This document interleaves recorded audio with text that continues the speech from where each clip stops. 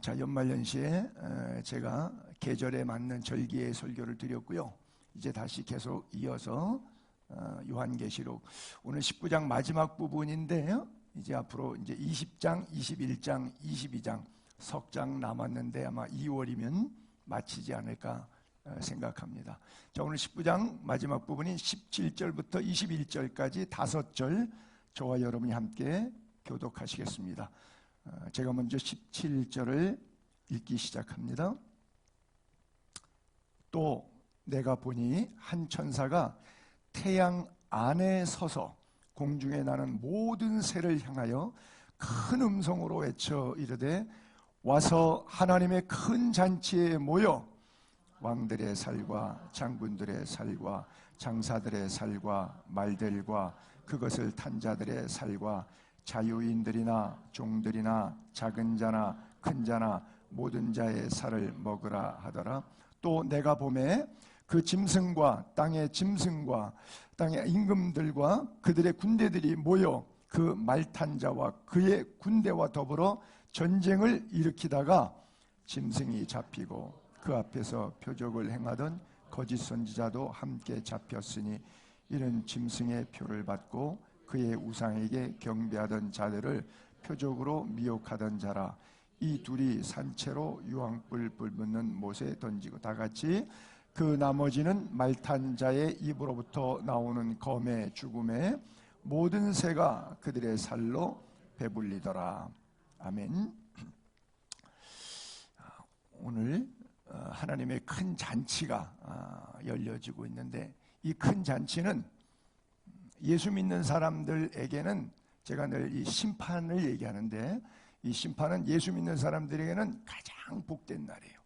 일생 동안 주를 위해서 헌신, 헌금, 충성, 봉사, 절제하며 사는 것에 대한 최종 보상을 다 받는 날이에요. 그렇죠?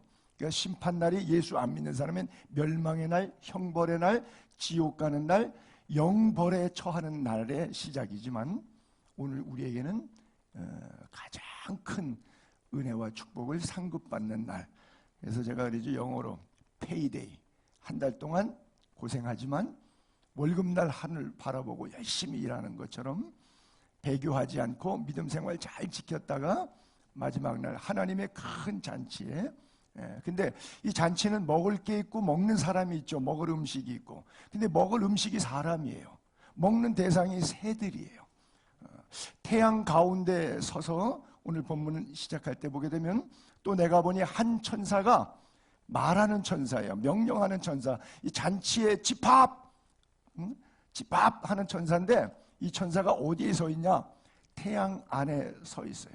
여러분, 태양 서 있어요. 요즘에 미세먼지가 가득해서 저녁 노을 전에 태양이 보이더라고요.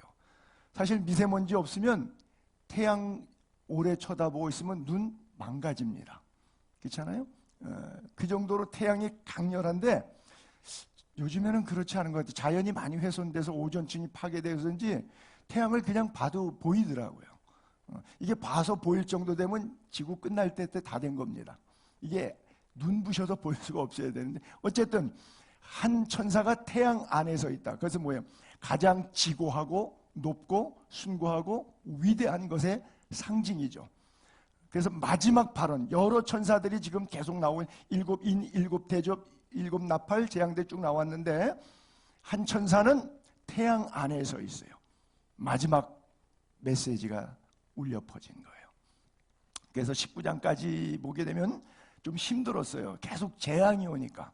근데 20장부터는 이제 천년 왕국이 되고 새 하늘과 새 땅이 이루어지고 생명나무 강가에서 모든 것들이 다시 살아나는 축복. 그래서 앞으로는 이제 좀 듣기가 좀 편안한 메시지들이 다음 주부터 아마 20장, 21장, 22장에 마감되지 않을까 이렇게 생각이 되는데 어쨌든 이 천사가 모든 새들을 향해서 큰 음성으로 하나님의 큰 잔치에 마지막 심판 빵빠레에 모여라. 근데 모여서 먹는 게 10가지 단어로 열거를 했는데 왕, 장군, 장사, 힘센 사람들, 군 장군들, 말, 그리고 그 말 탄 자들, 자유인이나 종들이나 작은 자나 큰 자나 everybody all together 모든 자의 살을 먹으라. 예수 믿지 않는 사람을 가리켜 얘기하는 거겠죠. 새들의 잔치예요.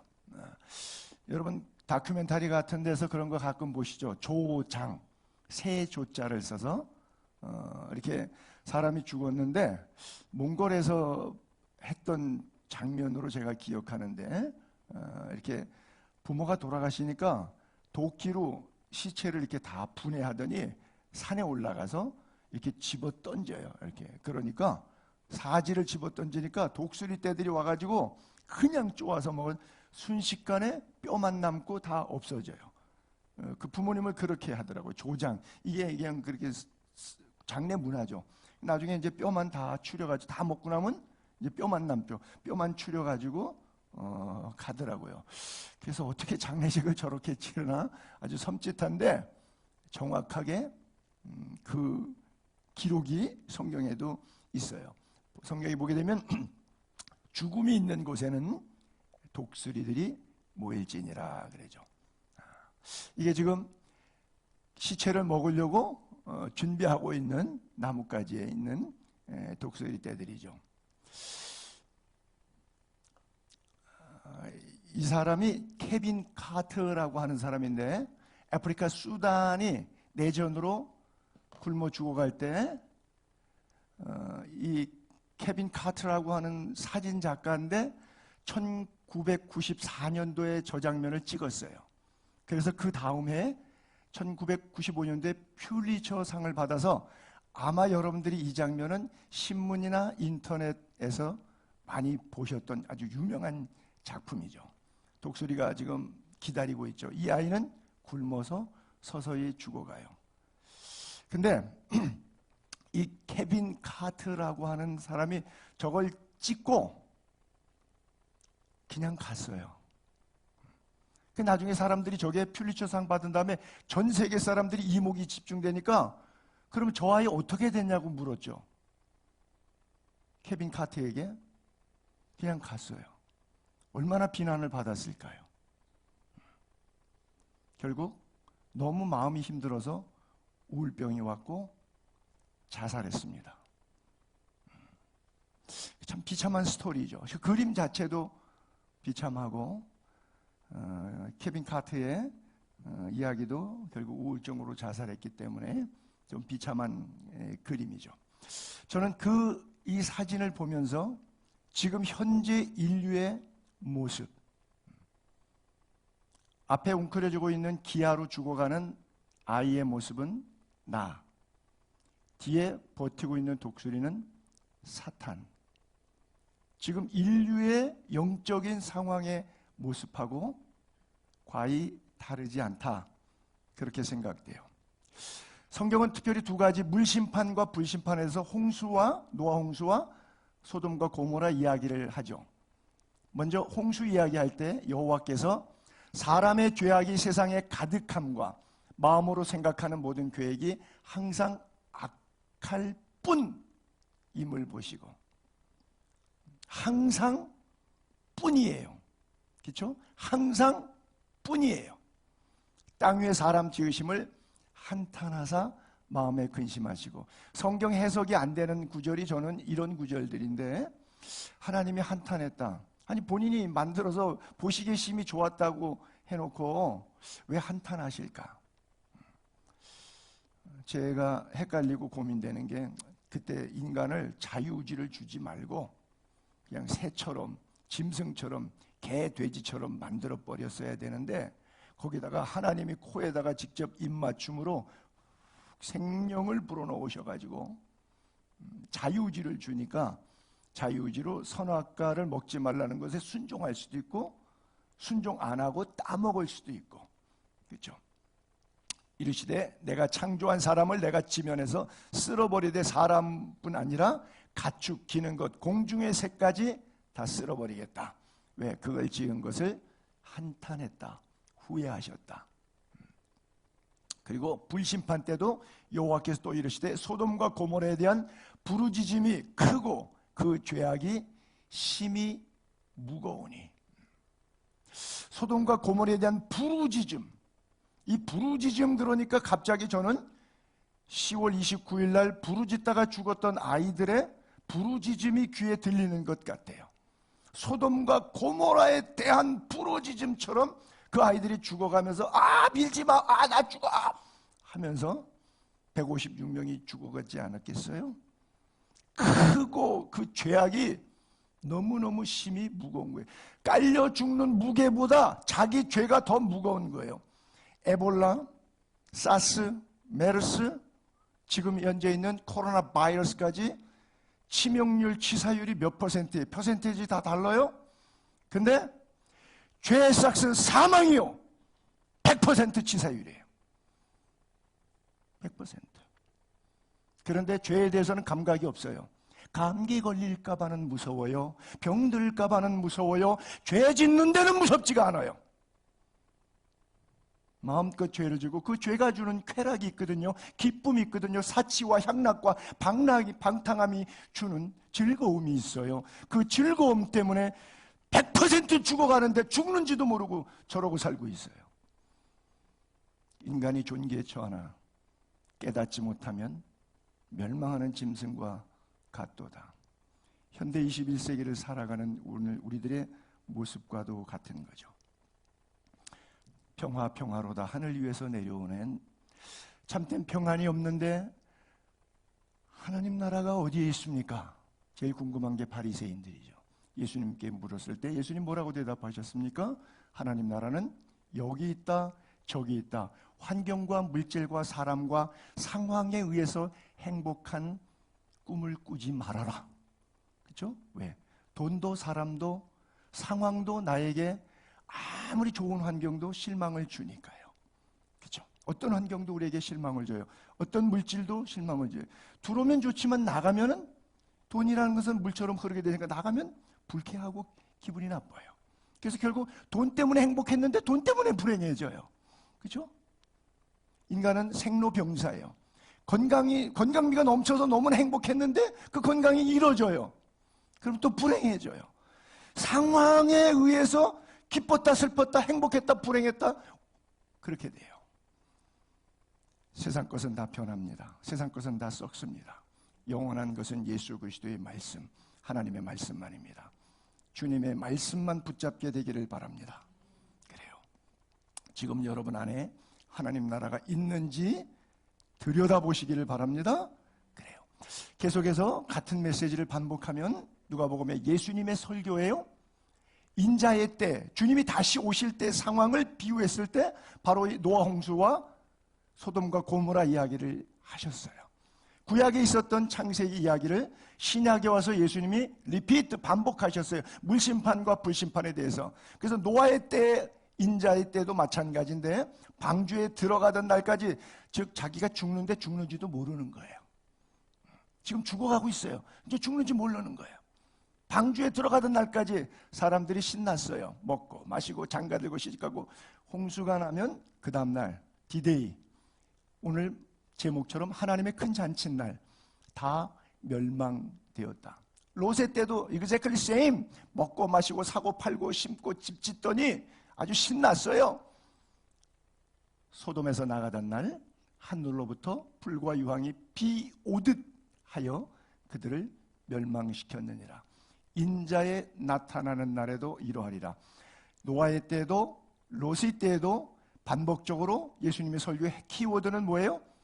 내가 다시 올 때, 재림 때도 재림 직전까지 사람들이 세상이 너무 즐겁고 재밌고 기뻐서 주님 맞을 준비가 안 되어 있다가 덜커덕 멸망당할 거다. 그렇다면 우리가 왜 교회 나오고 왜 설교를 듣고 왜 성경을 읽죠? 안 당하려고요. 그래서 그날 디데이의 큰 잔칫날, 조장으로 죽는 새 먹이가 되는 날이 아니라 영원한 상급 받아쓰고 착하고 충성된 종이라고 일컬음을 받을 때 우리는 면류관 벗어서 주 앞에 드리고 영광과 찬양과 존귀 받으소서 받으소서.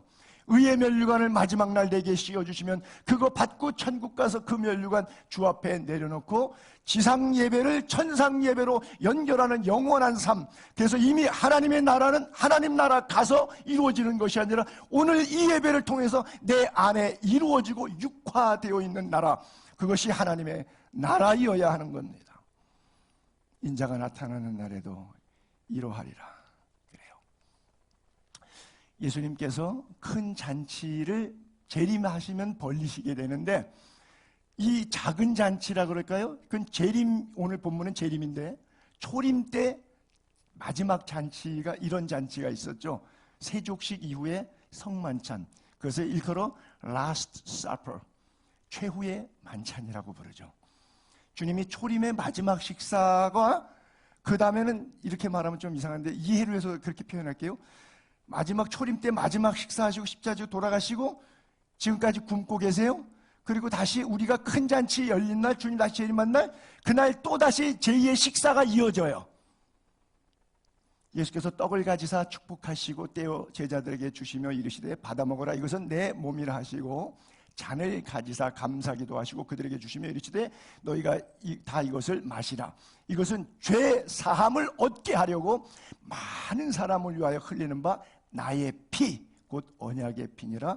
but 그러나 너희에게 말한다, 내가 포도나무에 난 것을 이제부터, 라스트 사퍼요, 이제부터 내 아버지의 나라에서 새 것으로 너희와 함께 마시는 날, 하나님의 큰 날, 하나님의 큰 잔치, 주님이 다시 오시는 날, 그날까지 마시지 아니하리라.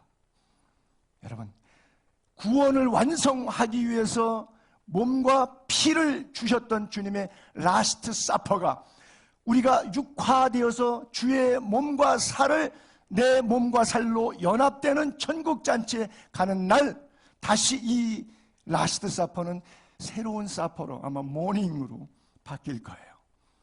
부활의 아침을 여러분들의 영적 세계 속에서 날마다 경험할 수 있게 되기를 바랍니다.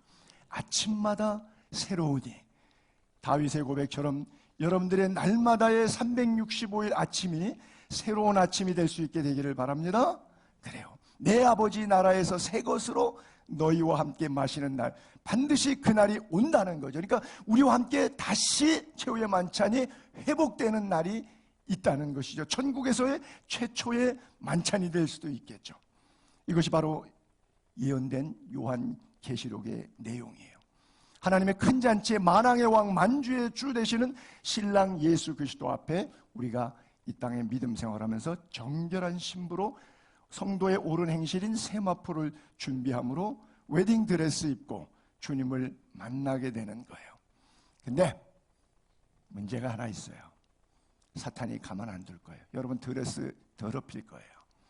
드레스 입지 못하게 할 거예요. 드레스 찢을 거예요. 계속해서 돈으로, 물질로, 사람으로 끊임없이 방해하고 유혹해서 절대 하나님의 큰 잔치에 상급받는 자로 서지 못하도록 백바이킹 할 거예요. 끊임없이 잡아당겨 물귀신 작전할 거예요. 사탄이 계속, 특별히 뭐 가지고? 돈 가지고 그렇게 방해할 거예요. 이것이 인생의 영적 싸움입니다. 예수님께서 베드로에게 주는 내가 누구냐고 물을 때 주는 그리스도시요 살아계신 하나님의 아들이라 그랬어요. 야, 바요나시모나 복되도다. blessing, 복을, 축복을 선포하셨어요. 그런데 예수님께서 계속 이어서 설교하십니다. 내가 이제 예루살렘에 올라가면 대제사장들, 장로들에게 고난받고 십자가 지고 죽고 3일 뒤에 부활해야 될 것이다. 그랬더니 베드로가 스탑! 절대 그 일이 주께 미치지 않기를 원합니다. 주님께서 되받아치셨어요. 사탄아, 내 뒤로 물러가라. 너는 하나님의 일은 생각하지 않고 사람의 일만 생각하는도다. 저는 베드로를 이해합니다. 왜냐하면 내가 그 입장에 서봤어요. 예수님이 지금 나 발시켜 주셨거든요. 최후의 만찬 떡을 떼서 주셨거든요. 주옥 같은 메시지로 너무나 영적인 것과 육적인 것에 있어서 완벽하게 내 마음을 흡족하게 해준 예배 시간이에요. 지금 밤 집회 시간이 된 거예요. 라스트 서버. 그 순간에 주님께서 너희들은 내가 누구라고 생각하니 그랬더니 주님은 그리스도이시잖아요. 하늘 아버지의 아들로 이 땅에 우리를 구원하게 오셨잖아요. 성령께서 마음속에 감동 줘서 그렇게 깨달아지니까 이게 자기가 말했어요? 아니요. 성령이 마음에 감동을, 예수님께서 그랬잖아요. 이걸 알게 한 일은 혈육이 아니라 네가 지식적으로 이해가 된 게 아니고 3년 동안 나 따라서 봐서 느낌을 얘기하는 게 아니고 지금 이 시간에 하나님의 영이 네 마음에 감동을 줘서 그런 마음이 들어서 고백하게 한 거다. 이렇게 주님 말씀하셨잖아요. 은혜 충만, 성령 충만입니다. 근데 예수님이 비참하게 돌아가시겠다 그러면 어떤 제자가 그렇게 돌아가셔야 됩니다 라고 동의할 제자가 누가 있겠어요? 자기의 열심으로 절대 그래서는 안 됩니다. 하나님이 뭐가 부족해서, 우리 예수님이 어디가 못난 데가 있어서, 왜 그렇게 로마라고 하는 압제 속에 유대인들이 사는 것도 힘든데 그 나쁜 놈들, 지배국의 놈들이 못되게 동구 밖에다가 공개 처형하는 그 비참한 십자가 거리를, 나무에 달린 자는 저주 아래 있다고 유대인들은 생각하고 있는 율법의 최악의 상황을 예수님이, 나의 스승이 그런 위치에 가야 된다는데 누가 찬성하겠어요? 누가 동의하겠어요? 나래도 동의 안 하지. 예수님의 말씀은 그거예요. 너는 사람의 생각으로 가득 찼어. 보이는 게 다야. 그러니까 안 보이는 하나님에 대해서 내가 무슨 얘기를 해도 이해할 수가 없어. 사람의 일을 생각하기 때문에 하나님의 일을 생각할 수 없어. 사람의 일을 생각하느라고 하나님에 대한 생각에는 관심이 없어. 그래서 그랬어요. 베드로가 시험이 많이 들었죠. 그렇죠? 제가 여러분 목회하는 가운데 뭘 이렇게 안건을 내놨는데 여러분들이 반대했다고 해가지고 사탄아 물러가라 그랬다고 상상을 해봅시다. 그럼 여러분들이 기분이 어떠겠어요? 입에 개거품 물죠. 대한민국의 교회가 여기 하나밖에 안 줄 알아 저걸 목사라고 와 다른 데 간다 그러고 그냥 그 자리에서 뛰어나서 나갈 거예요. 그렇죠? 베드로가 시험 들어서 예수님을 3번씩이나 저주 부인 맹세까지 해버리고 맙니다. 그 밤을 잘 못 넘긴 거나 마찬가지죠. 여러분 안에 이 영적 싸움에 진정한 승리가 있기를 참 바랍니다.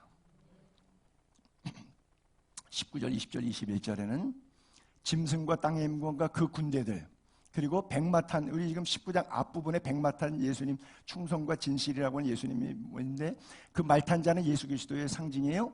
그 다음에 그의 군대와 더불어 짐승과 군대와 예수 그리스도와 그 군대 두 패가 이제 싸우는 거예요. 전쟁을 일으켜요.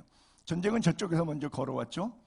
근데 결국 승패는 짐승이 잡히고 그 앞에서 뭐 표적을 행해갔던 거짓 선지자, 왜 짐승의 표 666표 받게 하고 그 돈에 꼼짝 못하게 했다는 말입니다. 666표는 그 우상에게 경배하던 자들을 표적으로 미혹하던 그 거짓 선지자, 산채로 유황불 붙는 못에 던져버려요.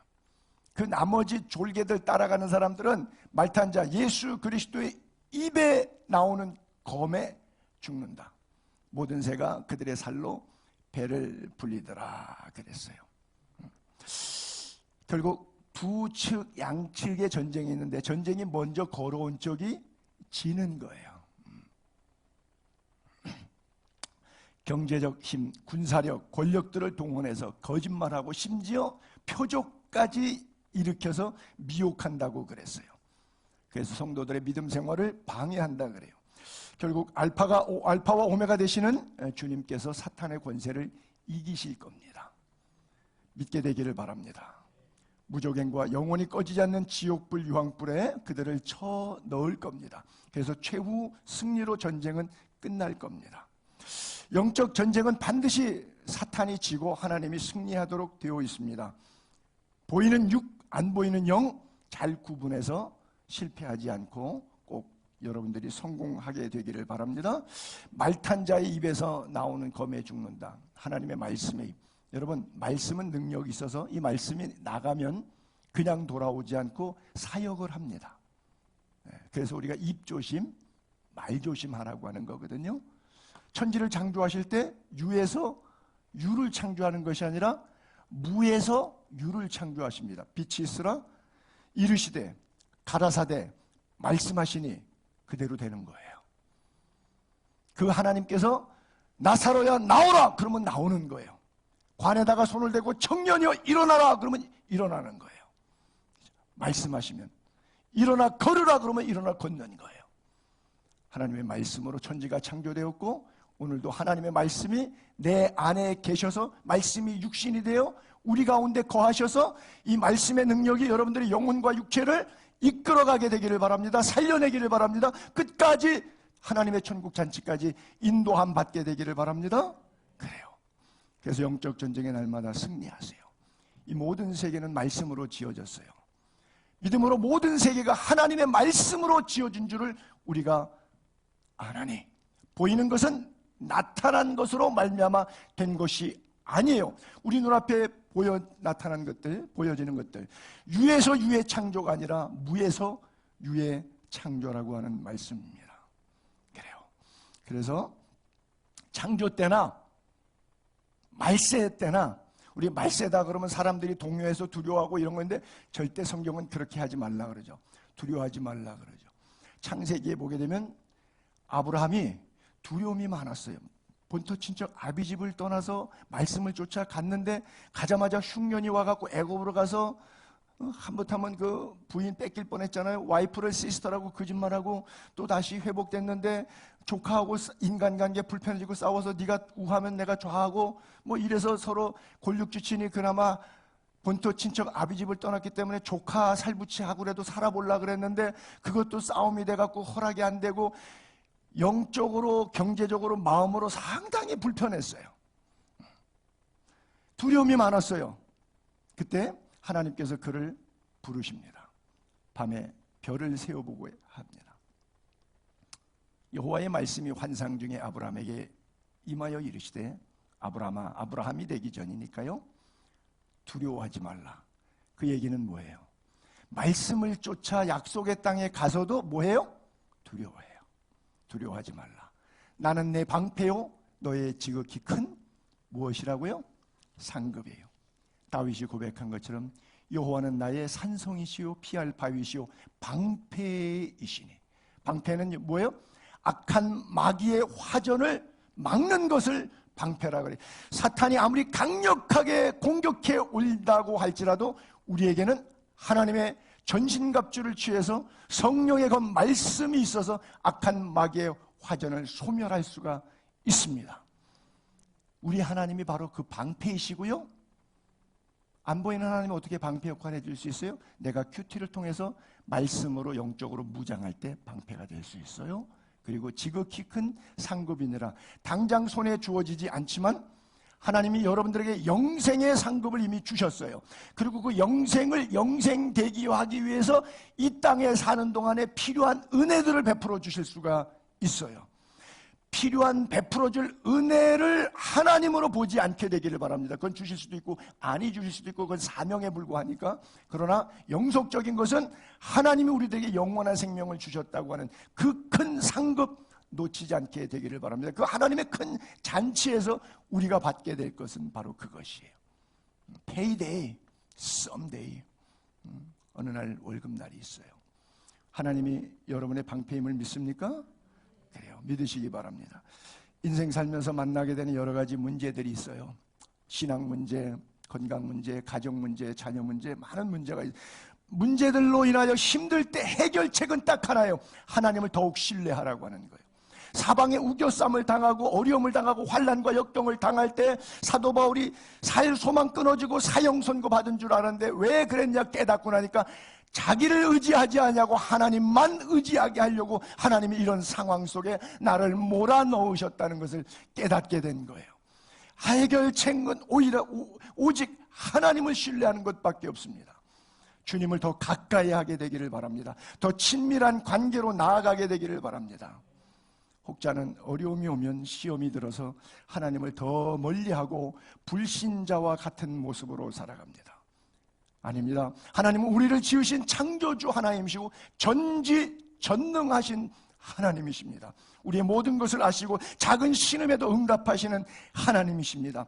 하나님은 우리를 지으신 창조주이시기 때문에 우리를 끝까지 사랑하시고 책임지십니다. 그리고 보혜사 성령을 우리에게 보내주셔서 오늘도 사방으로 우겨쌈을 당하는 가운데 우리를 도와주시려고 우리의 변호사 파라클레토스 보혜사를 보내서 우리를 지켜주시는 분이, 우리와 함께 하시는 분이 바로 하나님입니다. 어떤 상황에 힘들고 어렵고 근심과 염려와 두려움이 올수록 우리는 하나님을 더욱 의지해야 합니다. 왜냐? 예수 그리스도만이 길이요, 다른 데 길이 없어요. 예수 그리스도만이 진리요, 다른 데는 온통 거짓투성이에요. 예수 그리스도만이 생명이요, 다른 데는 영원한 죽음이에요. 오직 예수 안에만 길과 진리와 생명이 있기 때문에 다른 이로서는 구원을 얻을 수가 없고, 오직 예수 그리스도의 이름만이 영원의 구원과 육신의 삶의 문제를 퍼펙트하게 온전한 구원의 역사를 이루어 주시기 때문입니다. 오늘도 내일도 영원히 함께 하시는 그 주님만 붙잡게 되기를 바랍니다. 그 주님은 오늘 우리의 삶만 견인하시는 것이 아니라 마지막 영원한 처소까지 예비하신 분이에요.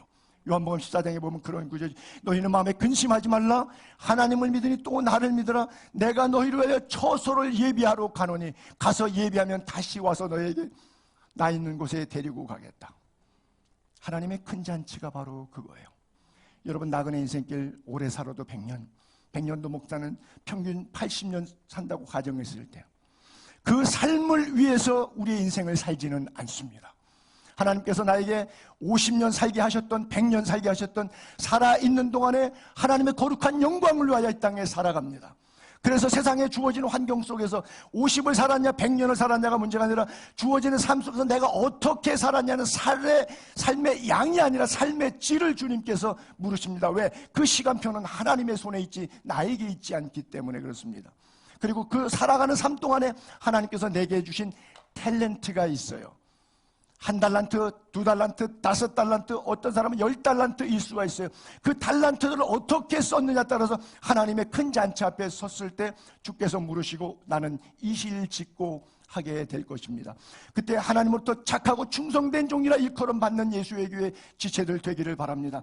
그때 한마디 더 가르쳐 드릴게요. 그때 이렇게 겸손하게 한 말씀 더 하세요. 하나님 앞에 무익한 종인데 마땅히 행할 것을 행한 것 뿐입니다. 한마디 더 하세요. 하나님 더 좋아하세요. 주님을 사랑하십니까? 여러분이 한만 주님을 사랑한다고 얘기해봐도 주님이 여러분들을 사랑한 것과는 견줄 수가 없어요. 주님이 우리를 어떻게 사랑하셨는지를 안다면 내가 주님의 사랑 앞에, 그 도전 앞에 응전되는 삶은 어떠한 삶이 마땅한가? 답은 나와 있어요. 그러나 세상의 유혹과 즐거움이 너무 좋기 때문에 세상은 보이고 하나님은 안 보이니까 잠시 믿음의 생활을 내려놓고 미루어 놓고 그냥 내 인생의 즐거움을 향하여 살다가 어느 날 갑자기 덜커덩 주님 만나는 날이 오는 거예요. 하나님은 여러분들의 삶의 모든 부분들을 책임지고 계십니다. 너희는 마음에 근심하지 말라. 하나님 믿으니 나를 믿으라고 말씀하셨기 때문에 끝까지 믿게 되기를 바라고요. 그 믿으라라고 하셨던 이 근심하지 말라고 했던 배경의 뒷절이 뭐예요? 처소가 예비됐어요. 여러분들의 집이 예비됐습니다.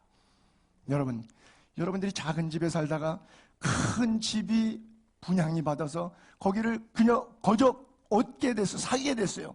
행복할 거예요. 육신의 삶도 작은 데서 큰 집으로 거저 얻게 됐다 그러면 너무너무 행복하고 좋을 텐데 내 영혼의 집을 주님이 준비하셨습니다. 놀라운 기쁨. 근데 감격이 없으시죠?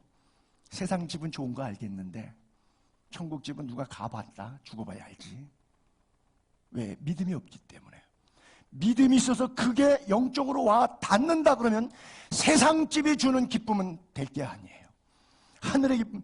왜 주님이 근심하지 말라, 마음에 근심하지 말라, 나를 믿으니 또 너희가 하나님 믿으니 또 나를 믿으라고 말씀하세요. 내가 처소를 예비하러 가노니 거처가 예비되면 다시 온다고 하는. 그래서 근심하지 말고 두려워하지 말라는 건데 우리는 너희는 마음에 근심하지 말라 그러니까 세상적인 것, 물질적인 것, 건강적인 것, 상황적인 것 그런 것에서 두려워하지 말라고 하는 것으로 오해를 합니다. 주님은 거기에 관심 없어요. 왜 그 말씀을 하셨냐? 다시 말씀합니다. 너희는 마음에 근심하지 말라. 하나님을 믿으니 또 나를 믿으라. 왜냐하면 내가 너희를 위하여 처소를 예비하러 가노니, 가서 예비하면 다시 와서 너희를 그 맨션 아파트에 살게 해줄게. 우리의 집은 저기에 있어요. 초가 삼간도 나는 만족하네. 왜? 영원한 내 집이 이곳이 아니기 때문에. 육신의 집 장막을 벗는 날, 하늘로부터 내려오는 집, 손으로 짓지 아니하고 하나님이 지으신 집이 내가 있기 때문에 이 땅에 사는 동안에 염려 없는 거예요. 근심 없는 거예요. 하나님에 대한 믿음이 더 강해지는 거예요. 어려울수록, 환난과 여건과 문제가 많을수록 오직 유일한 해결책은 더 예수를 의지하게 하는 거예요. 믿음 더욱 달라고 붙잡는 거예요. 그것만이 유일한 해결책이기 때문에. 그래서 두려워하고 있는 아브라함에게 걱정하지 말라. 나는 너의 방패다. 너의 지극히 큰 상급이다. 아브라함에게 하나님께서 하셨던 그 말씀을 나는 여러분이 아브라함처럼 듣는 은혜가 있게 되기를 바랍니다. 너희가 세상에서는 환난을 당하나 담대하라. 내가 세상을 이기었노라. 너희의 이기면 이것이니 너희의 믿음이니라. 믿음 있는 자는 보게 될 것입니다. 느끼게 될 것입니다. 그로 인하여 하나님을 향해 만족하게 될 것입니다. 사탄이 아무리 득이한다고 할지라도, 사탄의 파워가 아무리 강력하고 세다고 할지라도 시한부임을 기억하십시오. 때가 차면 하나님의 예정과 경륜과 섭리 가운데 그를 무적행의 불못의 지옥의 수월의 게헨나의 음부에 쳐넣게 될 것이고, 영원히 다시는 살아나오지 못할 지옥에서 영벌에 처해서 죽지도 않고 고통 속에 머물게 될 것입니다. 제발 그 사탄을 따라가지 않게 되기를 바랍니다. 잠시 후에 사라질 그 존재 때문에 두려워하지 않게 되기를 바랍니다. 글쎄요, 그 예화는 적절하지 않겠지만 그냥 할게요. 얼마 전에 꼼장어를 먹었는데 불에다가 이렇게 구우니까 꼬리가 이렇게 있는데 토막을 다 냈는데 이 꼬리가 불에서 근육 경직 현상이 나서 계속 푸닥푸닥 튀고 막 불 바깥으로 막 튀어나올 정도더라고요. 이렇게 집게를 꽉 누르고 있었어요. 아이 징그러워. 여러분, 제가 두려워서 밥 먹다가 도망갔을까요? 안 그러면 그 자체를 더 엔조이했을까요? 그렇게 하십시오. 사탄이 아무리 바락을 해도 두려워하지 마십시오. 사탄이 죽일 것 같이 여러분 달려들어도 염려하지 마십시오. 그거 시한부예요. 아무것도 아니에요. 오히려 엔조이 하십시오. 내가 너 그럴 줄 알았어. 사탄이 하는지 맨날 그렇지 뭐. 응? 내가 네 방법 다 알아. 즐기십시오. 저는 목회할 때 그렇게 엔조이 합니다. 여러분이 속색이면. 한 방 맞았어. 이 세상은 두 가지 가치관으로 살아갑니다. 선택을 요구받아요. 바라바냐 예수냐. 빌라도가 예수님을 죄가 없는 걸 알고 놓아주려고 극악무도한, 당시 유대에서는 최고의 극악무도한 범죄자 바라바를 대칭시킵니다. 누가 봐도 바라바가 죽어야 되지 예수가 죽을 일은 없다고 하는 군중의 심리를 얻고자 그 정치 세력과의 결탁 속에서 택합니다. 그랬더니 사람들이 의외의 반응이에요. 바라바를 살려두라는 거예요. 예수를 십자가에 못 박으라는 거예요. 충격을 받았습니다. 그래서 묻습니다. 그리스도라 하는 예수를 내가 어떻게 하랴? 여러분은 누구를 선택하시겠습니까? 여러분의 살아가는 삶 속에 여러분들을 붙잡고 있는 많은 부분들이 있을 거예요. 여러분들의 바라바, 그것이 물질일 수도 있고 사람일 수도 있고 자식일 수도 있고 자기 사업일 수도 있고 자기가 즐거워하는 오락일 수도 있고 자기가 붙잡고 있는 교회의 어떤 충성 봉사일 수도 있어요. 여러분의 바라바, 극악무도하지만 이건 죄악의 결과물에 불과하지만 바라바를 붙잡기 위해서 죄 없으신 예수님, 우리를 위하여 십자가에서 온 몸을 찢어 피 흘려 죽으신 그 예수님을 포기하시는 교인들이 얼마나 많은지 몰라요. 다죠 뭐 사실은. 빌라도의 질문, 그리스도라 하는 예수를 내가 어떻게 하랴? 결국 빌라도는 군중의 목소리를 듣습니다. 그것이 자기의 죽음인 줄 몰랐어요. 더 나오는 영원한 선택을 하는 지혜로운 성도님들 될 수 있기를 정말 바랍니다. 예수 그리스도를 통하여만 있는 구원, 예수님이 그런 말씀하시죠. 십자가를 앞에 두고 내가 목숨을 버리는 것은 그것을 내가 다시 얻기 위함이니, 그게 뭐예요? 내가 십자가의 죽음으로 인류를 구원하고 부활을 통해서 사망 권세 깨치겠다. 이를 내게서 빼앗는 자가 있는 것이 아니라, 누가 나를 죽이는 것이 아니라, 로마 군인이 나를 죽이는 것이 아니라 내가 스스로 버리노라. 제일 무서운 권세가 바로 이거라 그랬죠. 나는 버릴 권세도 있고, 이 네 글자 버릴 권세.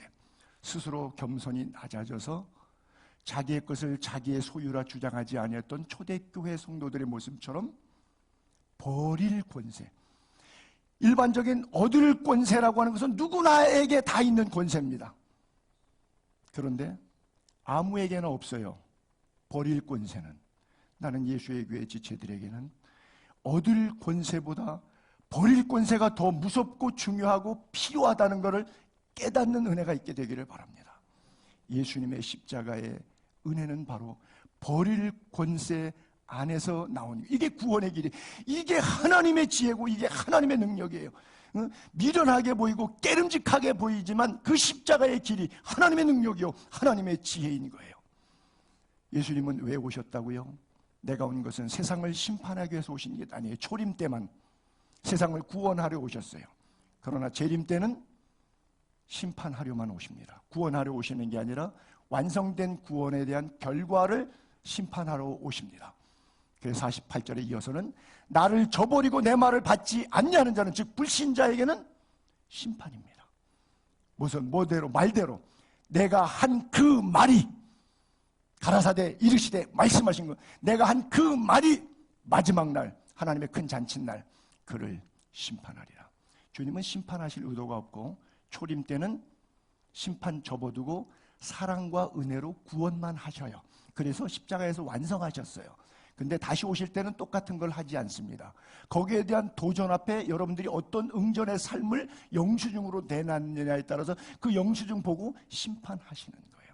그런데 예수 잘 믿은 우리에게는 조장당하는 날이 아니라, 세목이 되는 날이 아니라 면류관 받아쓰고 노울노울 춤추고 기뻐하는 정말 잔치 중에 가장 큰 잔치 날이라고 하는 거예요. 바울이 선택한 길을 보실까요? 생각컨대 현재 고난을 당하지만, 예수 믿는다고 당하는 이런 고난들, 현재 고난 당하지만 장차 우리에게 나타날 영광과 주님이 준비하신 집에서 영생복락 누릴, 생명나무 강가에 나아갈 그 영광과는 비교할 수 없도다.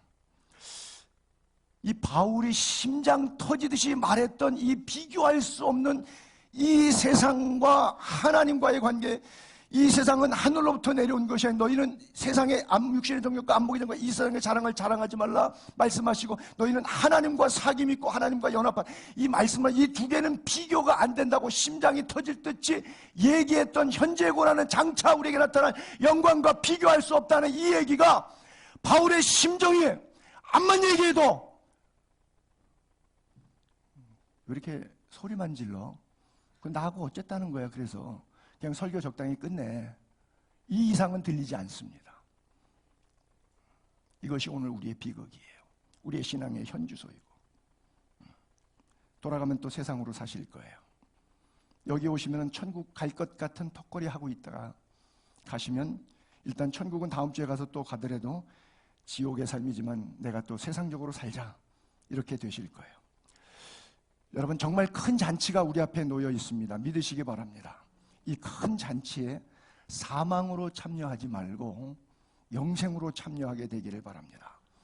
내 소속을 보십시오. 내가 지금 짐승의 군대를 따르고 있는가? 예수 그리스도의 군대를 따르고 있는가? 우리 찬양 한 장 같이 부르실까요? 349장 부르실 것인데, 지난번에 이태권 목사님이 오셨을 때 그러더라고요. 분이 여기 황해도 출신인데 인민군으로 젊었을 때, 거긴 당연히 거기서 태어났으니까 인민군이었죠. 6.25 때 내려왔어요. 근데 여기서 전향을 하셔서 국군으로 다시 거꾸로 싸우셨다 그러시더라고요. 그러니까 인민군과 국군은 다른 군대, 서로 싸우는 군대예요. 근데 소속 잘 바꾸셨죠. 그러니까 액츠 총장도 하시고 미국 가서 그렇게 크게 목회도 하시고 지금 여기까지 와서 한 두세 주 전에 와서 설교까지 하셨잖아요. 87세이신데도 말씀을 전하며 복되게 살았잖아요. 여러분, 인민군 군대였으면 어떨 뻔했어요? 거제도 포로 수용소 가고 비참하게 살다가 죽었을 수도 있어요. 그런데 인민군으로 자기가 전향을 했고, 인민군에서 국군으로 전향하셨다 그러더라고요. 여러분, 짐승의 군대이십니까? 예수 그리스도의 군대로 전향하게 되기를 바랍니다. 우리 나는 예수 따라가는 십자가.